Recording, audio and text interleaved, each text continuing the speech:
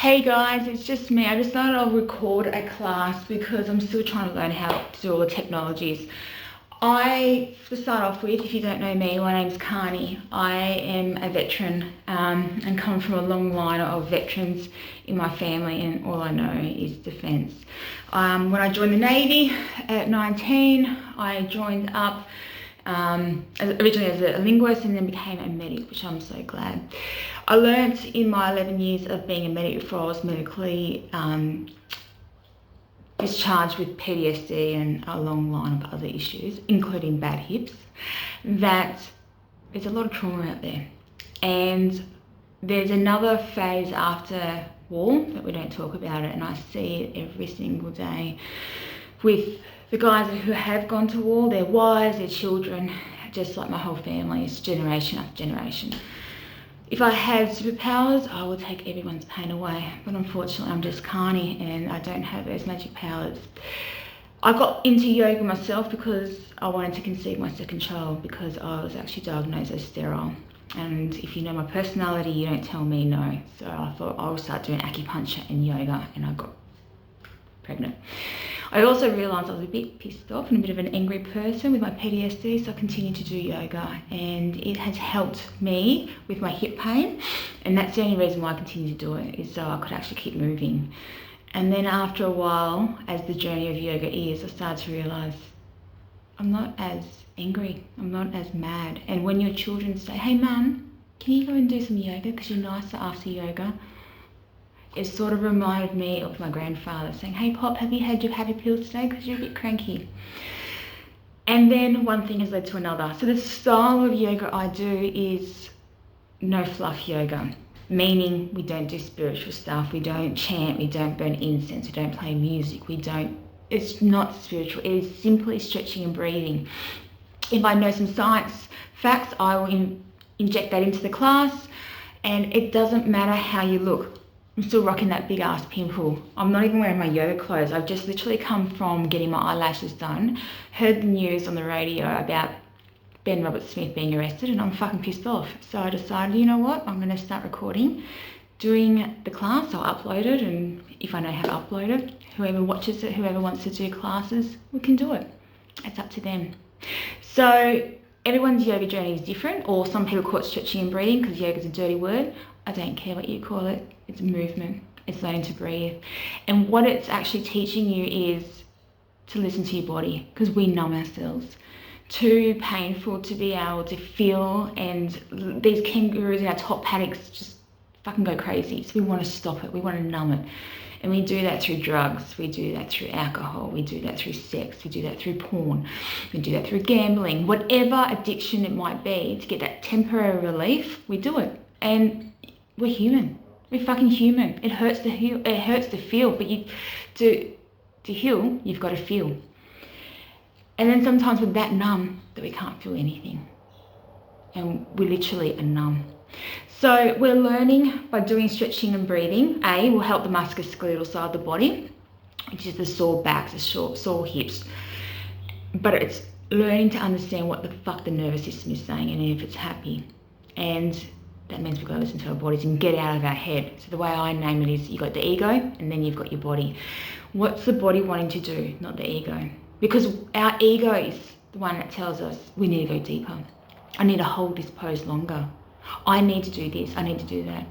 No one is watching you. You don't get a gold medal for going lower. You don't get anything other than a pissed off nervous system and a very aggravated musculoskeletal system if you're not listening to your body. But it's a journey. Trust me, I've been there. I was doing yoga twice a day in the studios before I went to the doctor and I got rushed to hospital because I had next to no blood in my body. And the shortness of breath, I thought, I must be fatigued. It must be because I'm so unfit, even though I was anorexic. And I had no blood in my body left. I was what they call stage 5 heart attack, ready to die at any moment. Because I wasn't listening to my body, I was listening to my ego. I'm short of breath, must be because I'm fat. I was fucking 48 kilos, wringing wet. So I still stuff up. I'm still don't listen to my body sometimes, and the next day I can't walk. So it's a learning curve. We're humans, we're going to stuff up. Today's class, as all classes, I don't plan because I just won't remember it. I don't name poses because I can't remember them. It doesn't really matter what the name of the freaking pose is, just do it. But the type of yoga that I do, if it doesn't agree with you, then don't do it. Don't force yourself to do something that your body doesn't like. You're no longer in the forces, or if you are still serving, this is yoga. You got no one there fucking drill sergeanting you. Get lower, start breathing. We don't do that shit. We just listen to our bodies. If it wants to stay in a pose longer, then you do that. It's going to be a short class to start off with, and then I'll go up and extend it. I've got the chair, and because all my yoga stuff are either in the spare room, and I'm renovating my house, and I looked out my spare room and I went, I'm not freaking trying to get through that maze to get to my blocks. So I thought, you know what, most people won't have yoga blocks at home. So I went to my pantry and I got Heinz chunky food, and that can be my blocks for today. So use what you've got, improvise, adapt and overcome. That's what we're used to, and that's what we're going to do. So the type of breathing that I do, I always start my classes off the same, finish off the same. The type of breath that I teach, I only teach one style because you just got to remember one style. If you're like me, I forget half the things that I'm meant to remember. So how am I going to remember the different types of breathing techniques when I'm really pissed off and aggravated and triggered? I'm not going to. So I just remember the one. And the one that I do, and I teach all my yogis, is the one that was taught by the SAS guys. So if the commanding officer, or ex-commanding officer, Ben Pronk, Timmy Curtis, and Dr. Dan Pronk say that this works, who am I to fucking argue, honestly? So we start off the same, we finish off the same, and in between we just do a little stretching and breathing. I'm doing the chair today, and then we'll go on and get longer and whatnot. Those that see me in class, tomorrow's classes are still going on, Thursday's free class for veterans and first responders is still on, and Sunday's class. This is just going to be a little trial and error, and just see how it goes, and if my suspicions are correct and we sort of have to be limited to where we go, got yoga online. To start off with, if you want to, you don't have to close your eyes, you can keep your eyes open, but if you want to, you can put your hands on your belly just so you can physically feel your tummy moving. And in your own time, just take a deep breath into your belly,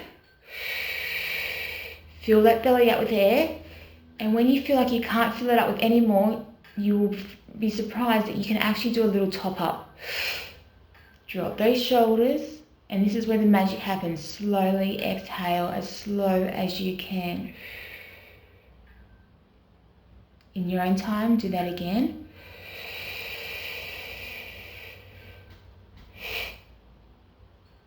And then slowly exhale.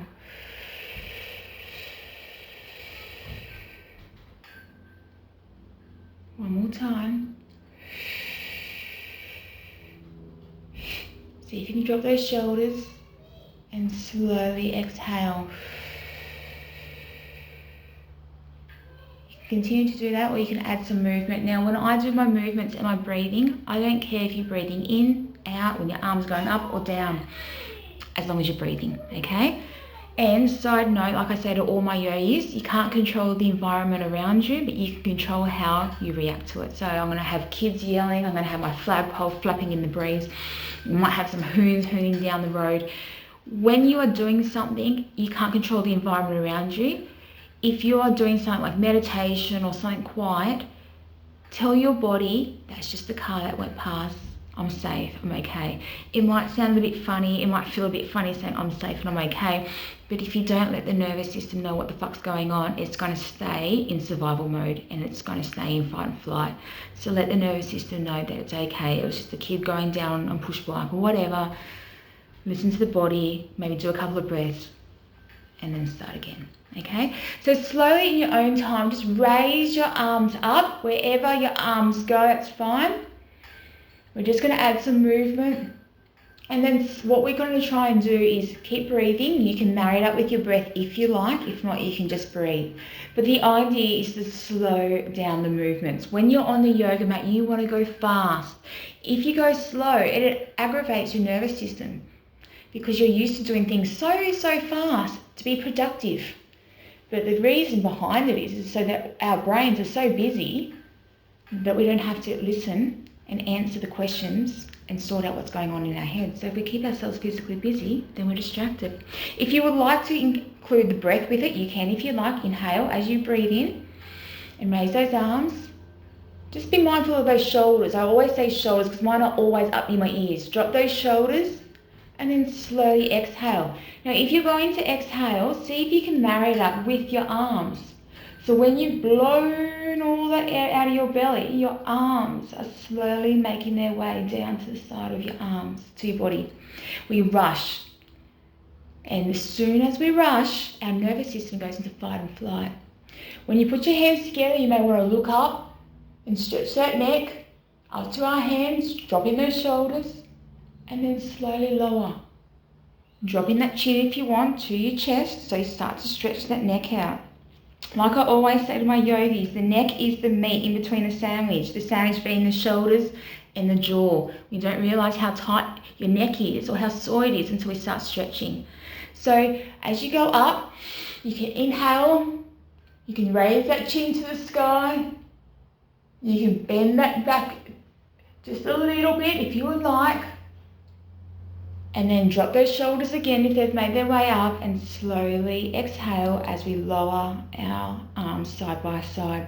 If you want to, you can hold onto one side of your chair, have one hand, and if you want to, you can follow the gaze with your eyes.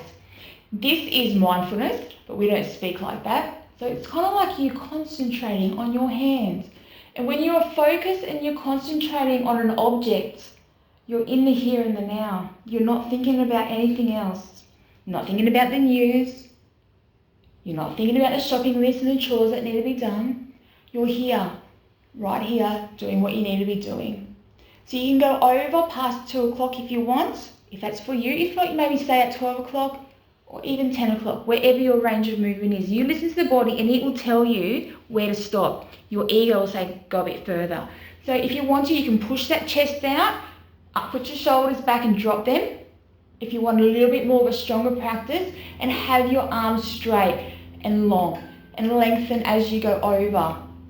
Now, if you are finding that your anxiety is a bit strong and a bit high, I suggest that you might want to do a softer practice. So therefore, don't push the chest out. Keep the chest neutral. Keep the shoulders low. Have the arms soft, so you're not stretching out and lengthening. I purposely go dangly so then people know that it's soft. And just raise your arms slowly and gently. So if you're feeling a bit uptight, we do a softer practice. If you're feeling like you're struggling to get out of bed, do a harder practice. That's my go-to. You might want to do both arms up, follow the chin to the sky, stretch that neck out. You can intertwine your fingers if you like, and then push up to the ceiling, dropping those shoulders. Don't hold your breath, keep breathing normally. If it's for you, you may want to lengthen your torso, drop those shoulders. You might want to do that a few times if it feels good. Don't hold your breath though. If it's for you, you may want to do a little bit of back bend. Supporting that back by engaging those abs, a six-pack or a keg, whichever way you've got, and slowly bending our arms to our knees, and only to our knees to start off with because our back is still quite cold. Hands, shoulders back, and rotate. Now, I'm just going to wiggle back and forth so you guys can see what I'm doing. So as you go, I'm going to stand up and do it. Raise the arms up. If you want to, intertwine. Stretch and length if you would like, if that's for you today. Engage that core, and slowly, the slower you do it, physically harder it is, but it's better for the nervous system. Lower just to our hips or to our knees as we slowly warm up our backs. Bring the shoulders up, rotate them around, and then do it again. And as you are doing it, you may notice that you're getting a little bit warm and you can go a little bit deeper. Go deeper if you like, but don't go deeper if your body is saying no. So you might go a little bit deeper. I'm just going to bring this back so you can see, hopefully, the chair. Maybe not.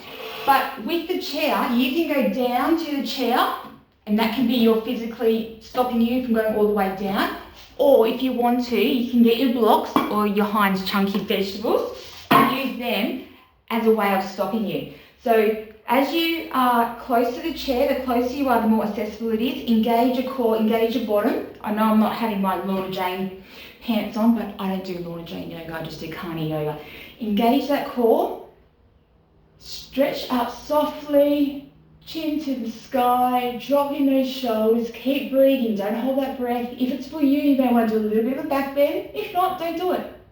And slowly, one vertebrae at a time, coming down lower, till you reach your hinds soup or the chair, whichever one it is. And then as you're in that position, just see how it feels. So we've got our hands on our blocks or soup, and just kind of see how it feels to kind of swing the hips slowly side to side. How's the back feeling? Engage that core so we can support that lower back. Otherwise, you've got all the weight from our tummy hanging down, and that's a lot of weight for the back. So you can have your legs bent. I know you probably can't see it because I've got my hippie pants on, but just start to sway. And as you start to warm up, you might be able to sway a little bit deeper or a little bit wider. Your feet aren't stuck to the ground, so you can feel free to spread your legs as wide as you like, bend those knees as deep or as shallow as you like, and just see how it feels whilst you're in this position. This is giving your back the time that it needs to start to warm up. It takes time. We rush things. Whilst we're in this location, in this position, just see how the body feels. So the musculoskeletal system, I call it the spoiled sibling. It will tell you when it's not happy. The nervous system is the quiet one. The nervous system is the forgotten child that we just don't learn to get in touch with. If you're feeling a bit anxious, maybe by bending over like this might be too much for you, because your nervous system's pure job is to keep you safe, and this may not feel safe. So if that's the case, add height. When we create space or height, it makes it more accessible. So do it, but do it so then you are on a higher setting, which is the back of the chair, and just do this. So it does not matter what it looks like, because I know I don't look glamorous. If I wanted to be a typical yogi, I'll be wearing my little skimpy shorts and my hair will be all, and I would not be rocking this big bloody pimp on my face. But I don't care. It's not how it looks. It's how it feels inside. So if you want to, you can shut your eyes down so you can forget about the world around you and just focus in on yourself. Feel free. So if you want to make it more comfortable, go into your forearms. You can put a pillow here to make it more comfortable, and you're just learning to slowly wake up those hips, because those hips can be bloody tight and you don't want them to be clicking or getting caught. Warming up that back. And if it's for you, you might want to take a few steps back and push the chair and have your arms straight. So I don't know if I can see all this. And just see how that feels. You can have your knees bent, you can have your knees straight, whatever you prefer. Engaging that core so we're supporting that back though. And just see how it feels just by maybe keeping your arms straight and just rising, and then just lowering yourself, listening to the body, making sure it feels okay. If not, adjust. You are not forced to stay in a pose. You might want to step closer and then engage that core as you are lengthening your body, your torso, and your chin is going to the sky, dropping those shoulders. Keep the breath happening. You're not holding your breath at any stage. And then slowly the chin to the chest, and then you might take a step or two out, and then just lean down and see how that is feeling within the legs, the back, the knees. You might want to keep your legs straight and then rotate them, so you go from bending your legs to keeping them straight. I like to say it's like having your foot on the accelerator and then taking your foot off. And just see how that feels. You might want to go a bit further out from the chair to make it a little bit more challenging if that's what's for you now that you've warmed up your back. And you may want to go a little bit lower, so maybe putting your head in between your arms. Keep the breath happening. As soon as you find that you're not breathing or your body is tightening, your shoulders are going near your ears, or you're starting to clench your teeth, starting to hold pressure in your hands or tension in any parts of the body, that's your body sign saying too hard, back it off. And that's what you need to listen. That's when you need to listen to the body and not the ego and go, okay, I'll step it in a little bit because you don't get a gold medal for pushing yourself, okay? So you can make it into a flow if you want. So you can go up, lengthen. You can open the arms up if you like. See how that feels. If you're feeling a bit anxious, don't do this. The surrender, exposing all our organs. It's a vulnerable position. So if you're feeling anxious, maybe go up and cut that out and just go back down. Step it out. Stretch if you like, whichever way feels good for you. And then come up. If you're feeling like you want to add that little bit of a stretch, you might want to open up. Just push that chest out and open up your chest and have your elbows in this position. You'll feel a nice stretch along the chest, your shoulders, maybe your neck. You might even reveal a knot or two behind your scapulas or your shoulder blades. And just squeeze your shoulder blades together and release. But don't hold your breath. You might want to do that 3 times.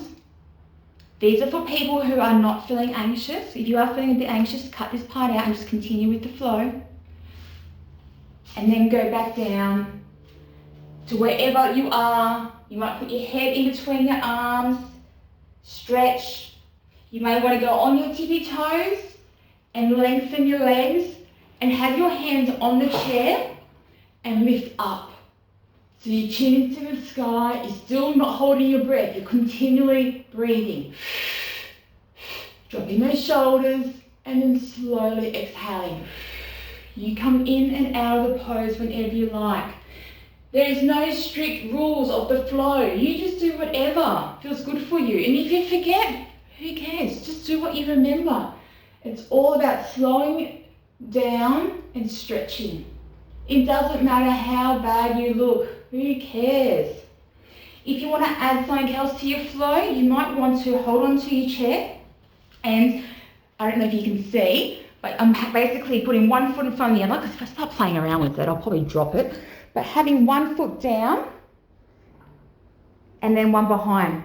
So basically a lunge, but a supported lunge. If you would like to include that into your flow, feel free. So you can hold onto the chair so then you feel stable, because when we start having joint issues, we get scared that our joints are going to give way. But we also need to learn trust with the equipment, that the equipment's not going to give way on us.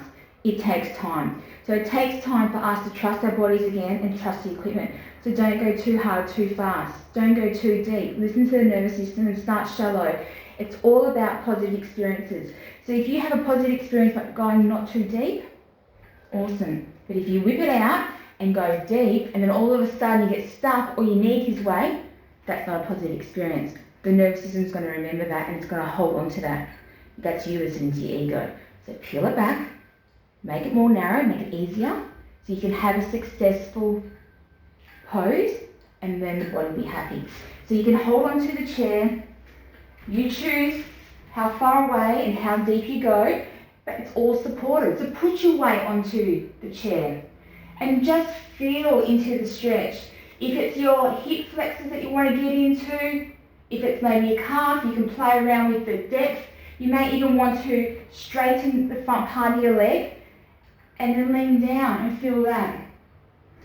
If you want to, if this is our core, position 1, which is the easiest position because it's higher. The more height and space you have, the more accessible it is. If you find that's a little bit too easy, crack on down to position number 2, or you can use your tins in between to get the Goldilocks position. But have your hands in between and then go down a bit deeper. And I know you can't really see what I'm doing, but that's okay. And I'm basically doing the lunge with my hands on the base of the chair. Whilst you're here, you can just do that if you want. You can come in and come out. And come out of the pose whenever you need to. You do not have to go deep. You do not have to keep doing it all the time. If you would like to add, you may wish to have your chin to the sky again. Keep breathing. And then put your chin to your chest. Chin to the sky.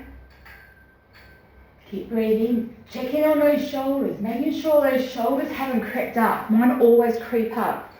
And now, because I'm getting hot, if you know me, I don't like to sweat, so I'll put the hair up. and change to the other side. What we do to one side, we must do to the other. We don't have favourites like kids. And as you go to one side to the other, don't expect them to both be the same. You may have an injury on one side, you may favour one side. One side might be tighter than the other. So start off close and then slowly get a little bit deeper or lengthen. If you want it, for those that have been doing yoga for a while and a bit more experienced, you may want to come off the chair altogether and support yourself while you raise your arms to the sky. Drop those shoulders. Keep breathing. Don't stop. Look up to the sky, and you have to be in the moment. Otherwise you'll fall flat on your face. You can't be thinking of anything else. And then slowly come down. One vertebrae at a time. You've always got the chair there if you need to. And if you want to, for those that are a bit more advanced, you can have your arms back a little bit. Kind of like if you've, not like many people have, but if you've been training in a wheelchair, in a race, that's exactly what you do. So down and back. So you can arms up, engage that core and the pelvic floor, but we'll get into that another day, about the pelvic floor and how important it is to engage it. Drop those shoulders, eye to the sky if you like. Keep breathing. Remember, if you forget to breathe, and you don't have to touch the ground if you don't want to. That's the ego. And go back. And back up. Otherwise, stick to the chair. If you have done that a few times, I'm only going to do a few poses for today. I'll show you one or two other poses, and then we'll do a bit of a cool down, and then that'll be half an hour or thereabouts, and then we'll start increasing and specialising in the hips, the back, whatever. If you want to, you can put your cans of soup down. And if you need, this is where I get some people to have 2 chairs or 3 chairs. It's all about making sure that your brain feels safe. So it's all about positive experiences. So if you feel unsafe, have chairs next to you. If you don't use it, who cares? Because we don't give a shit what people think or how we look. So if you need to have a chair either side, so you're holding on to them, while you lift your leg up and put it onto the chair in front of you, then do so. Excuse my poor recording. The thing is, I'm essentially just putting one leg up in the chair like this. Now you can have your feet pointed or your toes pointed away. You can then have your toes pointed towards yourself. If you want a little bit more, you can have your shoulders nice and straight, drop them. You can raise your arms up. You have your chin to the sky, dropping those shoulders. Keep the breath. And then slowly, don't rush it, one vertebrae at a time. Make your way to wherever it is. Now, if it's your toes, wow. If it's not, who cares? You go to wherever you can go and stop. Do not push yourself. That's the ego. The body will tell you, hey, this is where I am. This is the range of movement for today. Now, you can stay there if you like, or you can slowly come back up. Now, if you need support to come up, now, I'm not Madonna, okay? I don't have the best body, so I'm for real. If your legs are there and you need help, use your leg to help you get back up. Or have your 2 chairs next to you to support you to get back up. That will help you, especially if you're a bit weak in the core. If you have a bad back, use your equipment. If you don't use your equipment, that's your ego, okay? You don't get a gold medal by pulling yourself up and using core muscles that you haven't used for 15 years. Use what's around you. It's all about positive experiences. Now, let's see if I can do it from this side.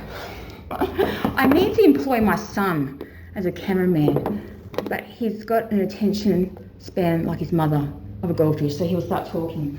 So, if you can see or you can't see, I'm sorry. So just have your foot on, oh now you can see my bed. Arms up, dropping those shoulders. Take a deep breath in if you would like. You can point your chin to the sky. The reason why I'm taking chin to the sky is it challenges your balance, but it also stretches that neck. Take a second inhalation in, dropping those shoulders, and slowly exhale a little bit at a time. See if you can time it with the breath and the movement to wherever your legs and your hands meet. Now you might have your cans of soup here to make it a little bit higher, a little bit more accessible, or if you wanted, you might be able to make it to the bottom of the chair, or you may not use the chair at all and just use the floor instead. Whatever feels good for you. If you want to, you can put the soles of your feet or your sole of your foot onto the chair. You can use the back of the chair, so it's a bit closer so you can see, as support. And just slowly rock back and forth. Just once again for those hips.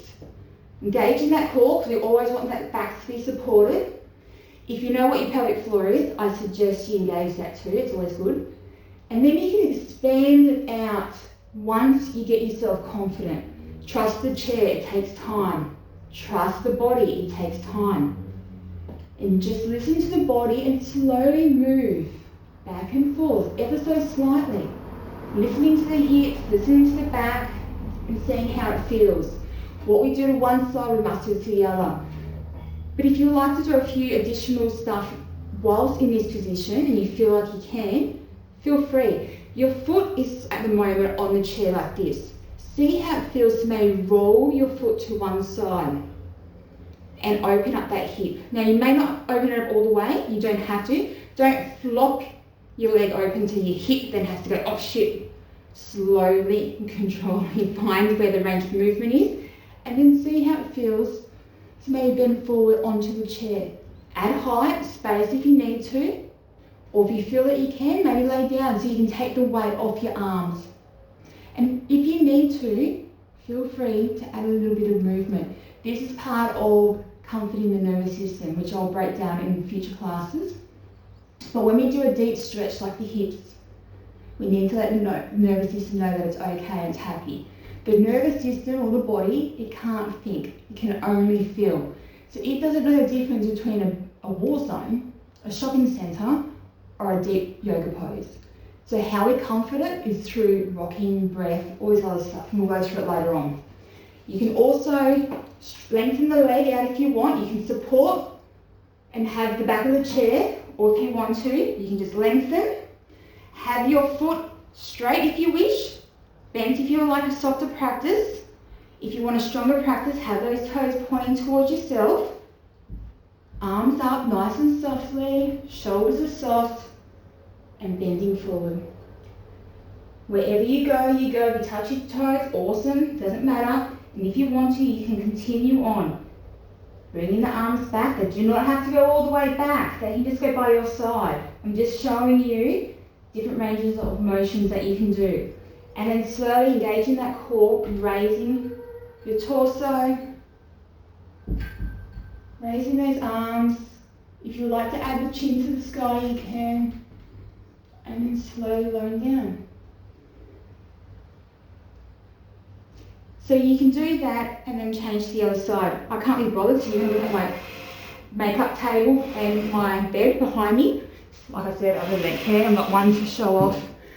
So to finish off the practice, I like to do the legs up in the wall pose. I did sweep. I do have a service dog, and my second service dog, and he molts like you would not believe. So I'll show you. I don't know which is the best way to show you, but I'll show you. So I'll explain it first. So when my yogis get themselves into a bit of trouble, i.e. they're triggered, just say I always paint this scenario. They're at the pub, they've got a schooner of beer, and someone has said something to piss them off. Their reaction is to probably throw the beer at their face and start punching on. But we have to practice the pause. And the reason why we practice the pause is for that particular instance. When you get triggered and you want to react, but instead you need to practice the pause and go, that dickhead is not worth throwing my freaking $10 schooner at, and he's not worth being locked up over. Practice the pause, which is what we do in yoga. Maybe take a deep breath and then go, okay, I'm turning away before I punch this guy in the face, and remove yourself from the situation. The breath, the double inhalation and long exhalation, along with this pose that I'm going to show, which is the pose that my yogis have always wanted to finish the class on, your get out of free jail card basically. If you can't put your legs up on the wall, because you are at a pub, See if you can get somewhere like a basin and splash your face with cold water to activate the vagus nerve. The vagus nerve is something that I talk a lot about in class, but the vagus nerve is what we want to get toned. So it's called vagal toning. And the quicker, or the more we tone that, the quicker it's able to be activated and help calm us down. So it's called legs up on the wall. So if you're in a hotel room and you don't have access to equipment, you literally put your legs up on the wall. I might pause it and I'll come back to you. So I have just gotten a pillow because I do most of my yoga in bed. So maybe I'll do an episode later with my yoga in bed because that's where I spend most of my time, especially when I'm not doing too well. So if you can see, I have a pillow just so I can make myself comfortable and my chair. If you're able to make a more comfortable pose, your nervous system is going to relax quicker. You don't get a gold medal for making yourself suffer. Like, no, that's not right. The idea is having your legs above your heart. So if you literally want to, you can put your legs up against the wall. Oh, Jesus. I really need to hire someone to be able to do this for me. And literally, you put your legs, your bum up against the wall, and your legs are up against the wall, like this. Now, you can spend 20 minutes there. They do recommend 20 minutes minimum. You can do it in bed and have as many pillows underneath your bottom or lower back to support you. Once you create space, it makes it more accessible. So you can do that. Or what most of my yogis do is do it with a chair. So I lay down. I've got a pillow for my head because there's no need to rough it. I don't like to rough it too much anyway. And you literally head on the pillow, get yourself comfy. I had the widest friggin' legs, I've just noticed. And then legs are up in the chair. So that is, and as you lay in this position, you can have your eyes open if you like. Have my hair out. You can have an eye mask. I've just gotten some eye masks for my yoga classes and the veterans absolutely love it. But mine are non-scented because it's all about trying to remove any triggers.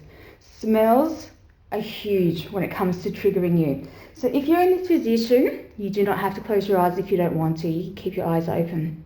The room is very well lit. You know where the escape is. Okay, you can always leave. You can always get up, move around. Especially when you're at home, you do what the hell you want. If you like an incense or a particular smell, advantages of doing it at home, you can do whatever frig you want. If you want Mozart or whatever his name is playing in the background, have that going. It's your practice. You do what you want. But this is the time that I like to get the guys, if they want to, they can put their hands on their belly so they can physically feel the rise and fall of their tummies. Get them to start breathing. Then maybe compare how they feel internally from the start of the class. And then I like them to maybe do a body scan. So see how you feel. Sometimes when you've got ADHD like myself and you constantly want to move, don't force yourself to stay still. If your nervous system is wanting you to move, move. So then I encourage moving your legs, moving your arms. You don't need to stay still. You will still get the same outcome, the relaxation sensation, but you'll do it for you because everyone's anatomy is different. Everyone is wired differently. So what works for one will not work for the other. So listen to your body and you do you for you. So if you need to move, maybe move your arms back and forth, just so you keep moving. Maybe lift your arms up, or the legs up in the sky. Maybe put the soles of the feet together up in the sky. Or do a head to toe scan, but scrunch up each part of the anatomy and then release. And you might find that that's enough to keep your nervous system happy whilst you're releasing any tension in the body. If you notice there's a part of the body that is not releasing, it might be your shoulders, it might be your stomach, it might be your bottom, don't get pissed off because you can't release tension. It's information for you to take on board and just go, today for some reason I'm holding a lot of tension in this part of the body. And just be mindful. That's your body telling you something, information. But you would not have picked that information up if you hadn't slowed down, hadn't shut up the head for a minute to then tune into the body. So the musculoskeletal system is the spoilt sibling. It will let you know when it's pissed off. It will tell you when it's in pain. But the nervous system is the forgotten sibling that we must pay attention to. If the nervous system is happy, then we can concentrate on the musculoskeletal system, and then we want them to both be happy. Sometimes at the end of the day, if you don't keep tuning into your body, you go, why do I feel like this? It's because your body has been telling you, and it's been slowly adding up and adding up and adding up, because we do not know how to tune into our bodies. We do not know what it means to stop and feel within our bodies. That sounds like you expect me to go and hug a tree. So this is why I do it in a non-fluffy way that most veterans, first responders, frontline workers will understand, or anyone that's had trauma, but also making it accessible. There's no point telling someone that the downward dog is the rest position when they can't even get into the downward dog position. That's not accessible. So you can lay in this position with your legs up on the wall or on the chair for as little as long as you like. Now, when I have my hippie juice at night, if I am not slowing down the ADHD brain, I will override it. So I normally put my legs up in the air with my pillows underneath my bottom and my back to give me that space that I need so I can put my legs up in the air. And most of the time I fall asleep and my legs fall to one side and I kind of jump, get myself under the blankets and go to sleep. Because that's teaching my brain that it's okay, I need to calm down, slow down, while the medication does what it needs to do. And hopefully one day I don't even need the meds, I can just naturally do it. If you've got any questions, concerns or whatever, drop me a line. Until next time, wow.